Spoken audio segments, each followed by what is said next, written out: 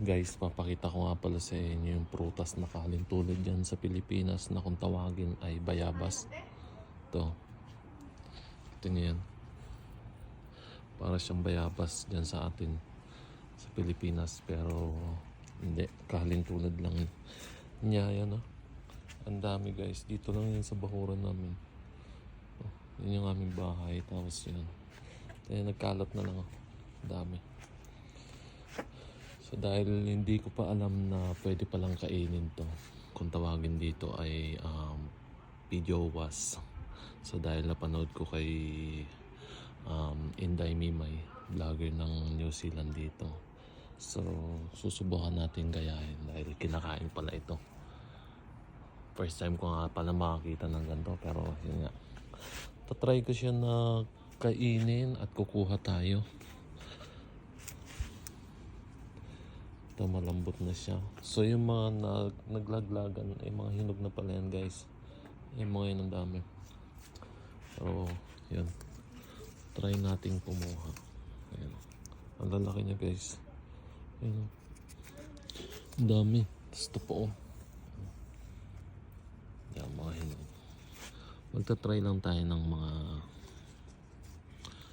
kahit na ilang piraso lang. Susubukan natin kung ano yung lasa. Kasi first time ko lang itong titikman. Ayan. Dami niya talaga guys dito. Grabe. So ayan, nakakuha na tayo ng 4 na piraso.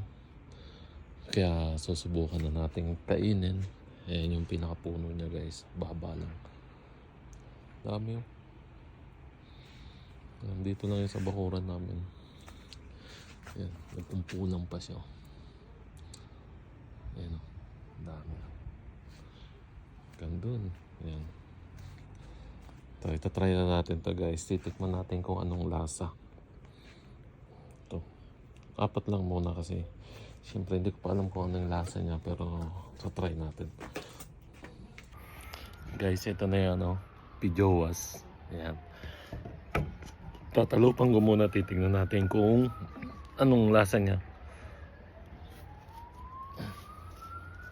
Yan, para siyang bayabas din kung balatan mo.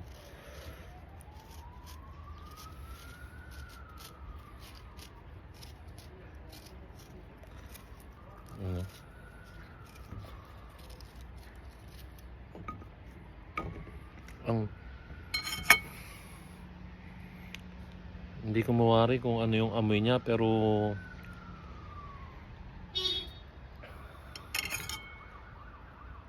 wait lang. Ito yung loob niya guys. Ito. This is it. First bite guys.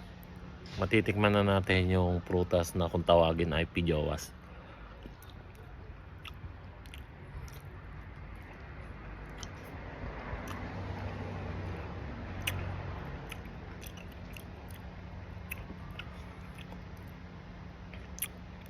Malambot siya guys.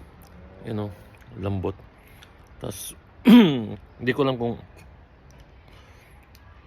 parang siguro sa ano lang niya sa kapal lang nung balat kaya parang maasim siya, pero yung etong pinaka texture niya sa loob malambot at matamis.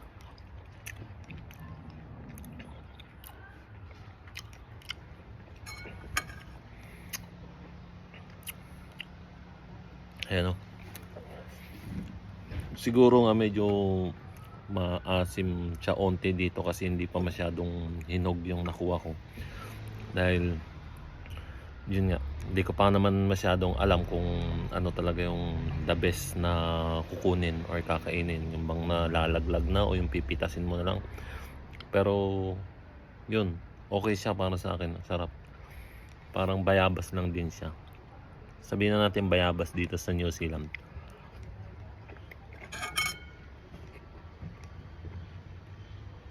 Ayun guys,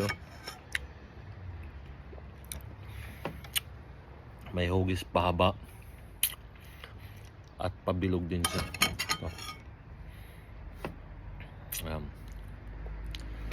So titikman natin yung medyo pahaba.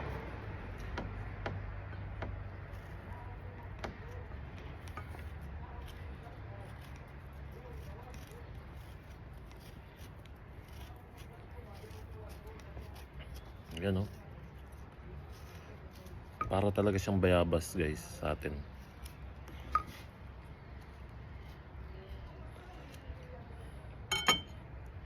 Ito, yung loob niya. Yan.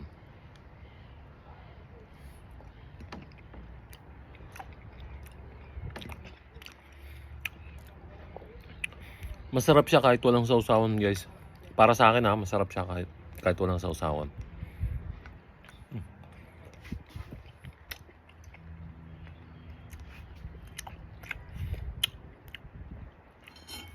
All goods. Yan, oh.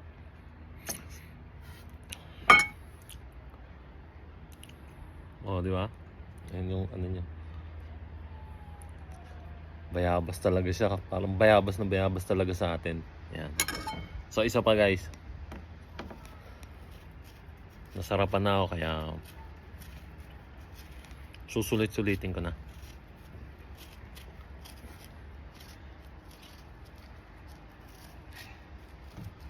Oh. Ayan, oh. Oh. Ang lambot talaga niya. Ang lambot sa loob niya. Oh.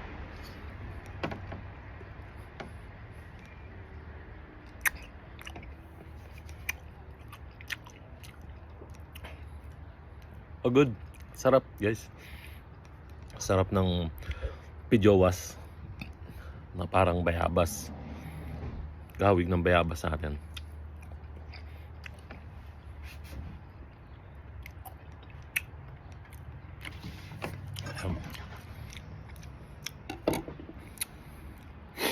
Isa na lang. Last na to, last. Medyo matigas pa siya. You know, medyo matigas pa siya. Kaya siguro medyo maasim yung unang binalatan ko. Gawa ng first time kaya hindi ko pa alam. Pero which is ngayon, alam ko na at na-experience ko na. Lalong lalo na tikman ko na yung lasa. Para sa akin, okay siya. Kaya malamang uulit at ulit ako nito.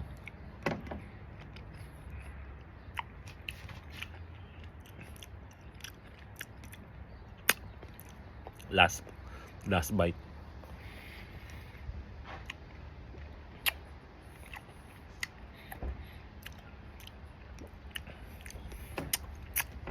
Oh, good, guys. Yan, so hanggang dito na lang, guys. Salamat.